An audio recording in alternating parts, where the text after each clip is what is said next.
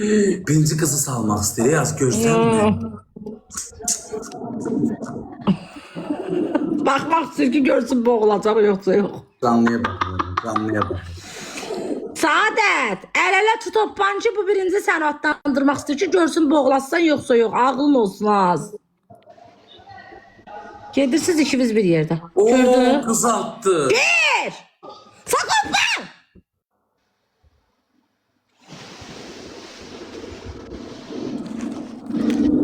Anet, bəs dərini idi, başları qaldı çöldə. Değerli değil, ipten tuttular. Buyur, oldu, burada mən də üzərəm. Ayaklarına çeğilirdi. Bu nə həyəcan idi ki? Hiç başları girmədi altı. Mən dedim, Sako itəcək orada. Ne oldu bu? Bəs dərini idi. Ay bak dedim də başqaları düz çəkə bilməyəcək. Ay qardaş, nə edirəm mən o ışıqları? Belə, ay qardaş, qoy qırağı özümüz görürük, qurban olum.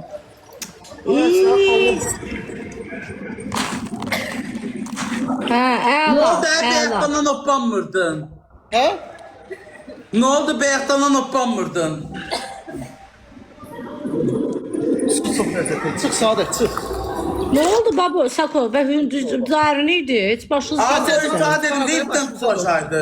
İpler var orada, görmüşsən orada şey gedir. Çıx da Saadət. Hə.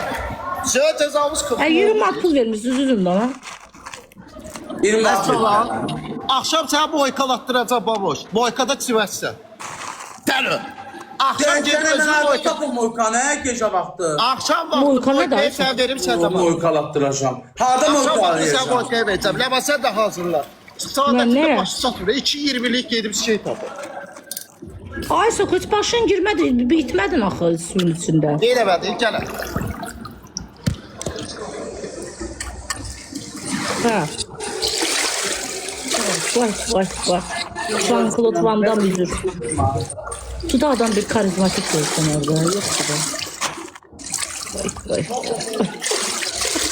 Ha hiç ne Allah. Vəssalam.